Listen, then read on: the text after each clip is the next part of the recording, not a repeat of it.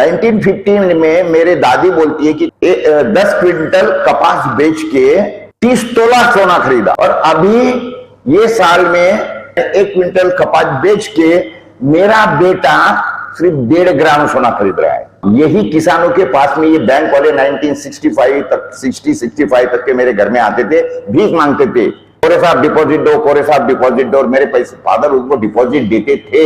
75 के बाद में जब ग्रीन रिवॉल्यूशन आई, 75-80 के दरमियान जो डिपॉजिट रखने वाला किसान था वो बैंकों से कर्जा लेने लगा, तो काफी अच्छा मजबूत और मोटा हो गया।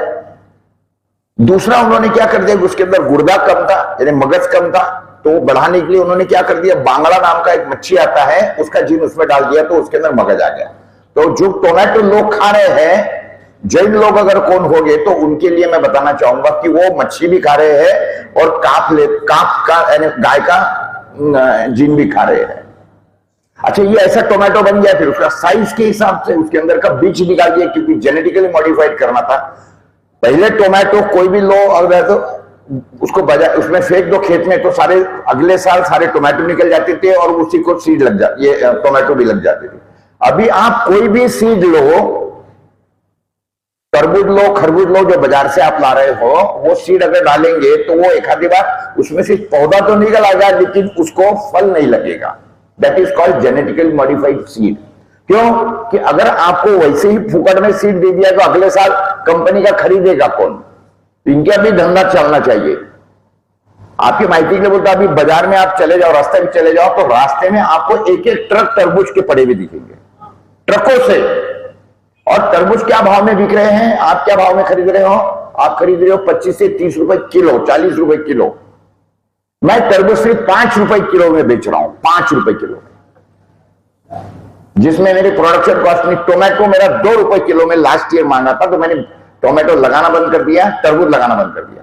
पहले तरबूज जो रहते थे और खरबूज जो रहते थे तो बड़े स्वादिष्ट रहते थे, क्योंकि वो उत्पादन कौन करता था, उसका उत्पादन भी काफी कम होता था, क्योंकि ये जो मच्छी पकड़ने वाले लोग रहते थे, जो नदी में रहते थे, वो नदी में वो तरबूज खरबूज को लगाते थे और लिमिटेड मात्रा में लगाते थे, तो नेचुरली उसका प्रोडक्शन कम होता था। अभी क्या हो गया है कि ये जेनेटिकल मॉडिफाइड कंपनियां जितनी भी है, ये मोनसेंटो है या जो भी है, इन लोगों ने इसके बीज जो है ये लेबोरेटरी में बनाना चालू कर दिए। क्या आपको मालूम है कि ये जो सीड आप खरीदते हो, ये देखते हो या किसान खरीदता है, पता है आपको कितने रुपए का एक सीड आता है? मिर्ची का एक seed 10 gram seed. Can anybody tell me what is the cost of 10 gram packet of seed? 1000 rupees 10 gram seed I am purchasing, I am a kisan. एक सीड 4 रुपए का है, 4 rupees a seed I am purchasing. एक seed का cost है 4 रुपया। आपको उसमें से प्रोडक्शन होवे ना होवे, कंपनियां पैसा कमा के चली गई, और अगले साल के मेरे पास में कोई सीड नहीं, मुझे झक मार के दूसरे साल और सीड खरीदना है। जीएमओ सीड बोल रहे थे? I am talking of GMO seed ना। रेगुलर सीड तो बाजार में है ही नहीं, फॉरगेट इट, है ही नहीं, देयर इज नॉट अवेलेबल। मेरे जैसा कोई पागल किसान होगा उसी के पास में थोड़े बहुत मिल जाएंगे, बाकी जनरलाइज सीड नहीं है। आपको मैं बीटी का एक exam, BT is also genetically modified seed. BT आई कहां से, पहले एक समझिए कैसे आई है। पहले मैं आपको एक कुछ इकोनॉमिक्स समझाने की कोशिश करूंगा। 1950 में मेरे बड़े भाई साहब का जन्म हुआ। हम 3 भाई है मेरे, जब मैं 1954 की मेरी पैदाइश है, मेरे भाई 1950 में मेरे दादी बोलती है कि तेरा बड़ा बेटा अशोक का जब जन्म हुआ, उस समय पे मैंने 10 क्विंटल कपास बेच के 30 तोला सोना खरीदा, यानी 1 क्विंटल के पीछे 3 तोला सोना खरीदा था मेरे दादी ने। 3 तोला उस समय पे 12 ग्राम का तोला था, 36 ग्राम सोना 1 क्विंटल पे बेचा और खरीदा था दादी ने मेरे। उसके बाद में 1972 में हमारे महाराष्ट्र के अंदर कॉटन मोनोपोली स्कीम लग गई, तो कॉटन का भाव मिला था 275 रुपीज अ क्विंटल। सोने का भाव था 180 रुपीज अ तोला, 180 रुपए तोला। 1 क्विंटल एक कपास बेच के मेरे फादर ने 18 ग्राम सोना खरीदा। और अभी ये साल में कॉटन का भाव है 7,500 रुपया, सोने का भाव है 6,000 रुपया, यानी 1 क्विंटल कपास बेच के मेरा बेटा सिर्फ 1.5 ग्राम सोना खरीद रहा है। थिंक ऑफ दी रिड्यूस, यानी कितना डिटोरिएशन हुआ है प्राइस में। दादी खरीदती थी 36 ग्राम, मेरे फादर ने खरीदा 18 ग्राम, और मेरा बेटा खरीद रहा है या मैं खरीद रहा हूं 1.5 ग्राम। 36 अथवा 1.5, ये समझिए आप क्यों हुआ। क्यों हुआ? क्योंकि उस समय पे कॉटन का लिमिटेड प्रोडक्शन होता था, तो प्राइसेस अच्छी मिलती थी।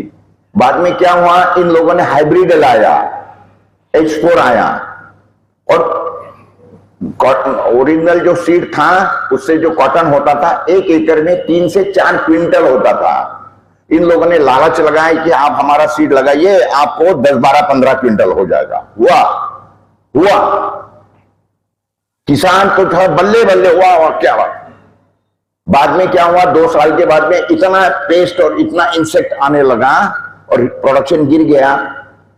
क्योंकि वो तो जमीन में से बहुत खाता था हाइब्रिड का सीड, सारा उसने खींच लिया। और फिर क्या हुआ, जमीन बंजर होना चालू, फिर केमिकल फर्टिलाइजर डालो, केमिकल फर्टिलाइजर डाले बरोबर पेस्ट आया। और पेस्ट आने के पहले मेरी दादी कोई सीड खरीदती नहीं थी, उसको 36 ग्राम सोना मिलता था, लेकिन प्रोडक्शन कॉस्ट करीब करीब 0 थी। मेरे फादर ने भी 0 कॉस्ट में 18 ग्राम सोना खरीदा। मैं अभी बीटी लगा रहा हूं, लेकिन बीटी के पहले की कहानी यह है कि हाइब्रिड आया, हाइब्रिड के बाद में फिर हमको खेती में फर्टिलाइजर डालना पड़ा। उसके पहले ये डालना पड़ता है, क्या बोलते उसको, वीडीसाइड्स। पहले वीडीसाइड से जमीन को बंजर करो, बाद में पेस्ट क्या बोलते उसको फर्टिलाइजर डालो, उससे दूसरा बंजर करो, और तीसरा फिर इंसेक्टिसाइड स्प्रे करो, जो आपके शरीर में जा रहा है और आपको बीमार गिरा रहा है। तो खर्चा बढ़ गया, प्रोडक्शन बढ़ गया, यानी 25 क्विंटल, यानी आज के घड़ी में 1 एकड़ में प्रोडक्शन कॉस्ट कितनी होती है, करीब करीब 25 से 30 हजार रुपया 1 एकड़ प्रोडक्शन कॉस्ट ऑफ कॉटन। क्योंकि हर चीज महंगी, यानी खरीदना ही पड़ता बाहर से। जिस दिन किसान गरीब क्यों हुआ है, पहली बात समझिए कि पहले क्या बोलते उसको, खेड़े का माल खेड़े में ही रहता था, वही गांव में रहता था।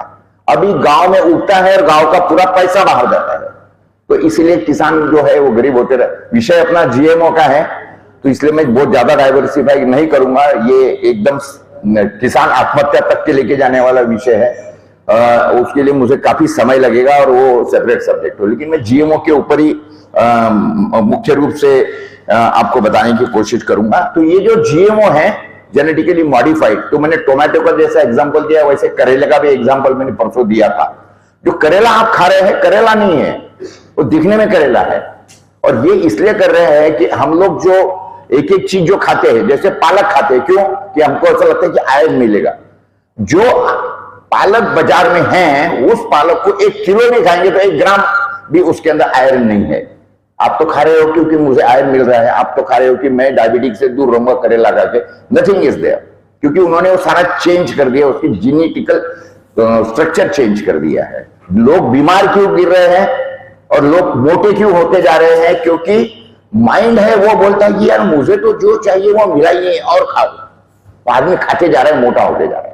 ये भी पहले एक समझो क्यों ओबेसिटी बढ़ रही है, उसके पीछे के रीजन सारी ये है। तो ये सारी चीजें हैं। उसके बाद में ऑयल के बारे में मैंने आपको बताया कि आप क्या खा रहे हो, ऑयल नहीं खा रहे हो, और ये सारा का सारा आपको बीमार गिराने के लिए सारी चीजें की जा रही है। और दूध के बारे में भी मैंने बताया कि देश में दूध लगता है 65 करोड़ लीटर टोटल जानवर दूध वाले जितने हैं उनका मिला के गवर्नमेंट का आंकड़ा है कि 15 करोड़ लीटर ही दूध बनता है देश में। और दूध बनता 15 करोड़ लीटर, 65 करोड़ लीटर बिकता है। दैट मीन्स डेफिशिएंट जो बीच का है 50 crore litre, that is nothing but a chemical. गुड़ के बारे में भी मैंने बताया। तो ये सारी चीजें जो है, ये सारी चीजें हम लोगों को लेके जा रही है बीमार गिराने के लिए, और उसके पीछे सारा का सारा ये फार्मा लॉबी ही काम करती है। और मैंने भी ये बताया कि आपको पहले डॉक्टर क्यों सोशल एंगल वाले रहते थे, भगवान उनको मानते थे। लेकिन अभी जो डॉक्टर भगवान से बूचर्स जो हो गए, उसके पीछे का भी मैंने परसों आपको बहुत अच्छे से एक्सप्लेन किया करके मैं और आपका समय नहीं लूंगा।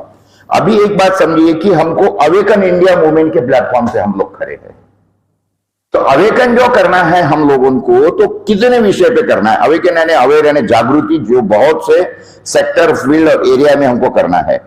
हेल्थ एंड एजुकेशन सबसे पहली बात तो समझिए, और उसके बाद में नोबल सेक्टर्स, ये जो है health and education, both are noble sections.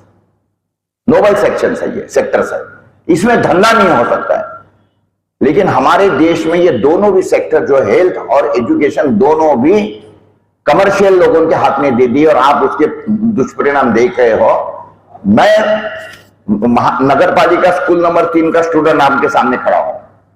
मेरा टीचर, अगर मैं उस दिन स्कूल में नहीं गया तो घर को आता था, मेरे कान पकड़ता था और मुझे छड़ी मार मार के लेके जाता था। और मेरी दादी बोलती थी, हाँ लेके जाओ, वो उधर छुपा है, उसको पकड़ो, वहां से लेके जाओ। और मेरा टीचर मेरे दादी के सामने मुझे मार मार के स्कूल में लेके जाता था। ये वो एजुकेशन था, वो जमाना था। आज का एजुकेशन आपको मालूम है किस तरीके से हो रहा है। आज के घड़ी में मेरी पोती कोल्हापुर में पढ़ती है, उसका मंथली फी उसका 1 लाख रुपए का है, मंथली फी। अब ये अगर एजुकेशन के लिए है, तो गरीब के बच्चे जो हमारे घर में काम करते हैं, उनके बच्चे कैसे पढ़ेंगे?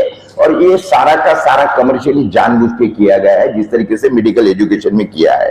तो हमको फूड है, अभी अवेयरनेस जो करवानी है वो फूड पे करनी है, हेल्थ पे करवानी है, उसके बाद में ह्यूमन राइट्स पे करनी है, पॉलिटिकल पावर किस तरीके से करप्ट हो रही है उसके ऊपर करनी है, और उसके बाद में व्यवस्था परिवर्तन, ये सारे विषय हमको लेना है। ये सारे के लिए बहुत समय लगने वाला है, एक एक विषय करीब करीब 1-2 घंटे का है। I am just touching them. तो उसके बाद में सिंपल थ्योरी ऐसी है कि ये जो फूड का जो है उत्पादन करते किसान, तो ये पहली बात ये समझने की जरूरत है कि ये किसान कौन था। बैंक्स किसने खोले थे? बैंक्स किसानों ने खोले थे। एक दाना डालो 1000 दाने, 10,000 दाने निकलते थे। He was the real producer. जो फैक्ट्रीज है, those are the processor, they are the converters, they are not the producers. Nobody is producing anything, they are just converting. रूप बदल रहे हैं उसका। लोहा डालो, उसमें से किल निकलेगा, पतरा निकलेगा। लेकिन किसान एक दाना डालो 1000 दाना निकलता था, प्रोडक्शन वहां होता था। तो इसीलिए किसान के पास में सरप्लस पैदा होता था, जैसा कि मैंने अभी पहले आपको बताया। और यही किसानों के पास में ये बैंक वाले 1965 तक 65 तक के मेरे घर में आते थे, भीख मांगते थे मेरे फादर को, कोरे साहब डिपॉजिट दो, कोरे साहब डिपॉजिट दो। और मेरे पैसे फादर उनको डिपॉजिट देते थे। 65 तक बैंकों में डिपॉजिट रखने वाला किसान 75 के बाद में जब ग्रीन रिवॉल्यूशन आई, 75-80 के दरमियान जो डिपॉजिट रखने वाला किसान था वो बैंकों से कर्जा लेने लगा, और बाद में बोल रहा कि कर्जा माफ करो, और माफ नहीं होता है तो सुसाइड करता है। 9 किसान अकेले विदर्भ में रोज सुसाइड कर रहे हैं। 9 किसान, समझिए आप। कुत्ता मरता है ना तो उसकी न्यूज आती है, लेकिन किसान मरता है तो उसकी न्यूज सिर्फ देशोन्नति में आती है। बाकी जगह पे कोई उनको लगता भी नहीं कि न्यूज डालने लायक है। तो ये सारी बातें जो है 1950 तक क्या बोलते हैं उसको, ये प्राइसेस ड्रॉप जिस तरीके से हुई है इसकी एग्रीकल्चर प्रोड्यूस की, मैं आपको एक ही उदाहरण दूंगा। 70 में गेहूं की कीमत थी 90 रुपया, अभी गेहूं की कीमत है 1800 रुपया। 20 टाइम्स गेहूं की कीमत बढ़ी, 20 टाइम्स। उस जमाने में मेरा टीचर था, उसकी सैलरी थी 40 रुपया। 40 रुपया, वो 40 रुपए की सैलरी अभी 80,000 रुपया हो गई है। 80,000 यानी सैलरी लेवल में करीब करीब 250 रुपए से लेके तो 250 टाइम्स से 350 टाइम्स का इफाजा हुआ है। और एग्रीकल्चर के अंदर 20 टाइम का इफाजा हुआ है, सिर्फ ज्यादा से ज्यादा, ये समझिए। और उसके बाद में खेती में लगने वाले इनपुट कॉस्ट है, डीजल, और उसके बाद में ये बाकी सब, अभी हर चीज खरीद रहा है किसान, हर चीज। तो उसके सारे प्राइसेस बढ़ रही है। इसी के कारण ये सारा चीजें होती जा रही है, और ये जानबूझ के बिल्कुल किया गया है। फर्टिलाइजर के बारे में मैं इतना ही बोलना चाहूंगा आपको कि समझने की बात है, दिमाग में डालो। हमारी गवर्नमेंट ऑफ इंडिया 1970-75 से करीब करीब सालाना 1,25,000 करोड़ रुपया केमिकल फर्टिलाइजर को खरीद के उसको सब्सिडाइज रेट में देने के लिए किसानों को उनके बजट में प्रोविजन है। वन वे ट्रैफिक चल रहा है पिछले 50 सालों से, वन वे ट्रैफिक की सिर्फ वो खरीदो विदेशों से और किसानों को सस्ते में दे दो। क्यों? क्योंकि उसके पीछे 1,25,000 करोड़ में 10% भी पैसे खाए तो कितने हो गए? 12,000 करोड़ रुपए। तो किसानों से तो पैसा मिलने वाला नहीं है, तो ये वन टाइम खरीदो। वही अगर पैसा गवर्नमेंट ने जाके किसानों को दिया और उनको बोला कि भाई आप इससे बायो फर्टिलाइजर बनाओ, केचुआ खाद बनाओ, तो ये सारा पैसा इंडिया में रहेगा, खेती अच्छी होगी, आपकी हेल्थ खराब नहीं होगी। गवर्नमेंट इधर 1,25,000 रुपए खर्चा करती है, तो आपके खाने में जहर मिलाती है, वो खाना खा के आप बीमार गिरते हो, बीमार गिरने के बाद में गवर्नमेंट का हेल्थ का बजट देखिए कितना है। तो ये सारा उल्टा पुल्टा हमको आने वाले दिनों में चेंज करना है। तो इसके बारे में अवेकन इंडिया के मूवमेंट प्लेटफॉर्म के थ्रू ही ये हो सकता है, करना जरूरी है, जैसा कि मैंने आपको बताया, समझे ना। तो ये उसके बाद में हेल्थ का भी जो है, हेल्थ का तो ये इसी के कारण हो रहा है क्योंकि बेस खराब हमारा हो गया है। तो ये हेल्थ का एक इश्यू है जिसके ऊपर हमको बोलना चाहिए। ह्यूमन राइट्स जिस तरीके से हो रहा है, वैक्सीन मास्किंग आरटीआई के थ्रू, और उसके बाद में पॉलिटिकल पावर, और किस तरीके से उसको हम चेंज कर सकते हैं। हर विषय ये 1-1 घंटे का सेपरेट विषय, जो विषय को मैंने टच किया है, मैं फिरोज भाई को बोलूंगा कि इसके बारे में सेपरेट एक रखे, उसके सिवा ये होने वाला नहीं है। और मैं अगर अकेला ही इसका 1-1, 2-2 घंटा लूंगा तो आपका ये कॉन्फ्रेंस होने वाला नहीं, because everybody has to put their thoughts, so that is why I don't wanted to this thing.